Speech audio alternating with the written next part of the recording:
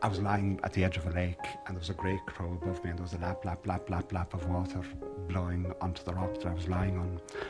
And it kind of disturbed me, the grey crow above me thinking of me as carrion and the lap, lap, lap of the water. And I was thinking of me and my education. And I got up and I walked across the bogs and a hare broke away from me.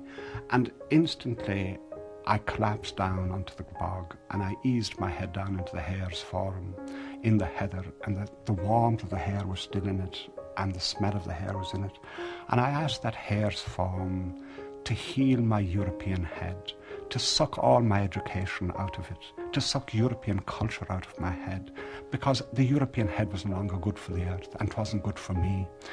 And I wanted it to be a kind of poultice that would suck it all out. And I remember on the way home, I decided I must baptize myself out of Christianity and out of culture. And I actually immersed my head 3 times in a little stream that was flowing down into Loch Fada. And I said to myself, and I knew, I'm home. This is home. I felt I was fished out of the sea, because when my world collapsed, crashed in against Darwin's world, when Bishop Ussher's Sons, which was 4004 BC, crashed. You see, I grew up in that world where the world was a play in 5 acts. There was creation, fall, revelation, redemption, and last things. Now, that was a lovely, tidy play written by God, scripted by God. And I lived in that world, and I knew the traffic rules of that world. Then that world crashed in against Darwin's world. The Bishop Ussher's sums crashed in against Darwin's sums of 600 million, 700 million. So I fell out of my world. I fell out of my story. I was man overboard. And when you're man overboard, you're in trouble.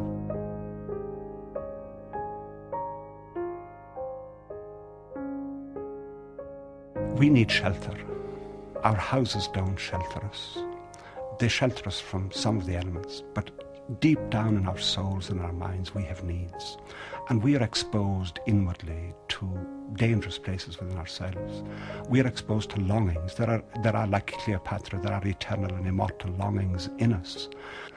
We will always need a serious house and serious earth, because in our depths, however much we cooperate with the silliness of the modern world, or with any world, however, there is huge, serious life in us. Because modern humanity, as you know from Eliot's Wasteland, is destitute humanity. We are living in a wasteland. All I would be doing there was crying out that we live in a destitute time, God. We can't any longer perceive that we are maybe sheltered. We need shelter all over again. To not be sealed off from sun and soil.